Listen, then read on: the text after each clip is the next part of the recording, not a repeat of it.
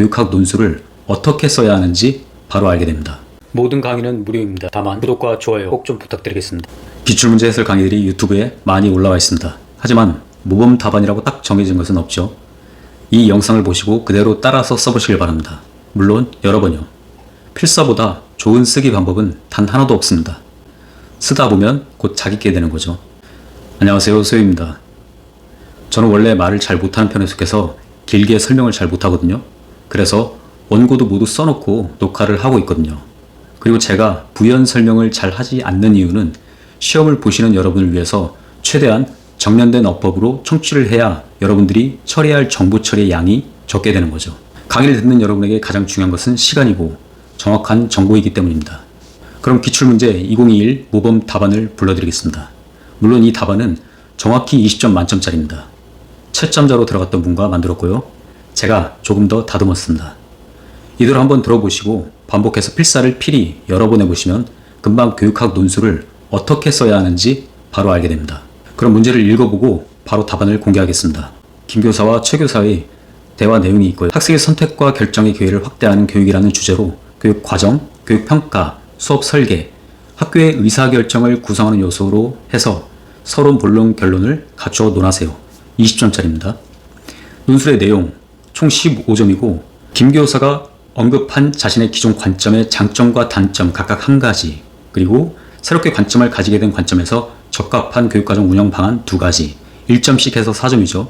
또 김 교사가 적용하고자 하는 평가 방식이 학생에게 줄 수 있는 교육적 효과 2가지, 이 평가를 수업에서 실행하는 방안 2가지, 총 4개죠. 또 김 교사가 온라인 수업을 위해서 추가로 파악하고자 하는 학생의 특성과 학습 환경의 구체적인 예 각각 한 가지씩 2가지, 그리고 김 교사가 하고자 하는 수업에서 토론 게시판을 활용해서 학생을 지원할 수 있는 구체적 방안 2가지, 그래서 4점. A안과 B안에 해당하는 의사결정 모형의 단점 각각 한 가지씩, 그리고 김 교사가 B안에 따라서 학생들의 요구를 반영하기 위해 제안할 수 있는 구체적인 방안 한 가지, 이렇게 해서 3점. 총 15점에다가 논술의 구성 및 표현이 5점이죠. 논술의 내용과 학생의 선택과 결정의 기회를 확대하는 교육의 연계 및 논리적 형식에서 3점, 그리고 표현의 적절성을 2점으로 주겠다는 것입니다. 문제와 대화 내용은 여러분들이 충분히 여러 번 읽었을 것으로 판단하고 바로 답안을 공개하겠습니다. 먼저 서론입니다. 문제와 이슈가 있었죠. 그 문제와 이슈는 바로 코로나로 인해서 수업 상황이 바뀌게 된 것이죠. 자, 그래서 보여드리겠습니다. 최근 유행성 전염병으로 인해서 기존의 교육과정, 교육평가, 수업 설계, 학교의 의사결정 등 모든 면에서 새로운 패러다임의 요구가 따르게 되었다. 이미 문제에서 얘기하고 있는 것을 앞에 써주는 겁니다.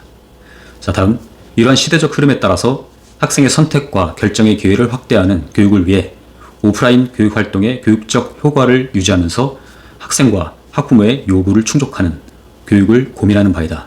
따라서 본문에서 제시하는 내용을 통해 교육과정, 교육평가, 수업 설계, 학교의 의사결정 측면에서 학생의 선택과 결정의 기회를 확대하는 교육을 위해 논의해 보겠다. 그러니까 내가 무엇을 어떻게 써내려 가겠다라는 것을 서론에서 밝힌 것이죠. 자, 다음 본문에서는 이미 주어진 문제를 그대로 기술을 하는 겁니다. 글쓰기 창작을 하는 게 아니고 문제에서 요구하는 답을 그대로 기술하는 것이죠. 자, 첫 번째 본론입니다. 첫 번째 문제를 그대로 쓰는 겁니다. 1. 김 교사가 언급한 자신의 기존 관점에서 장점과 단점, 장점 하나 쓰고 단점 하나 쓰는 거죠. 그리고 새롭게 관심을 가지게 된 관점에 적합한 교육과정 운영 방안 2가지. 길게 설명할 필요도 없겠죠. 각각 한 가지씩을 쭉 쓰면 되는 것입니다. 불러드리겠습니다. 김 교사가 언급한 기존의 교육과정 관점은 학교의 의도된 계획에 따라 학생에게 제공하는 공식적 또는 표면적 교육과정으로서 교과서에 제시된 내용을 교사들이 수업을 통해 표현한 것이다.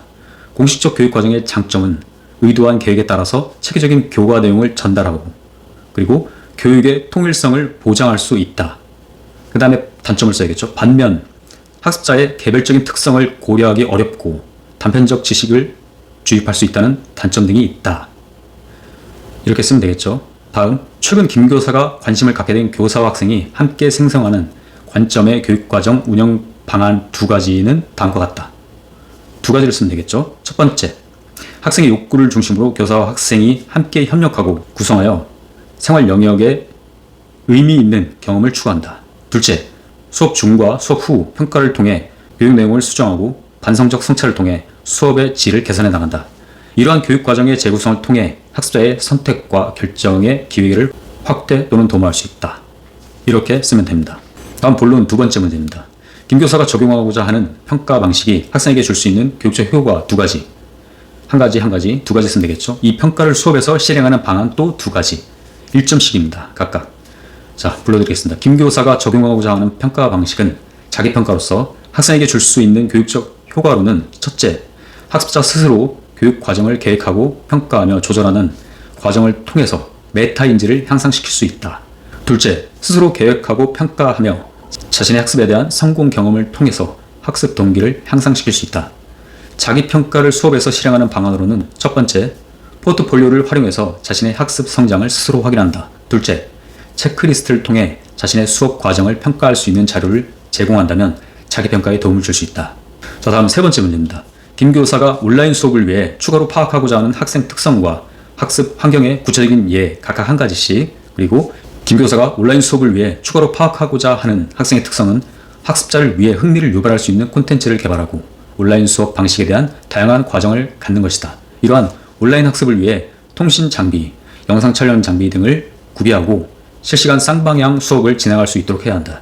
김 교사가 하고자 하는 온라인 수업에서 토론 게시판을 활용해 학생 간 관련 주제나 내용을 지원할 수 있도록 질문 게시판을 활용해야 한다. 이러한 게시판 활용을 통해서 서로 의견을 주고받을 수 있을 뿐만 아니라 학습자 간 협력과 적극적인 참여를 일으킬 수 있다. 다음 마지막 네 번째 문제입니다. A안과 B안에 해당하는 의사결정 모형의 단점을 각각 한 가지, A안과 B안을 써야겠죠. 그리고 김 교사가 B안에 따라서 학생들의 요구를 반영하기 위해 제안할 수 있는 구체적인 방안 한 가지, 이렇게 해서 3점짜리죠. A안의 의사결정 모형은 합리적 모형으로서 의사결정자가 능력의 한계를 간과하여 비민주적인 의사결정을 내릴 수 있다는 단점이 있다. 또한 현재 문제 상황을 조금씩 개선해 나가는 B안은 점증 모형으로서 단점으로는 보수적이며 기존 의사결정에 대한 전면적인 수정이 필요한 경우에는 적합하지 않다는 단점이 있다.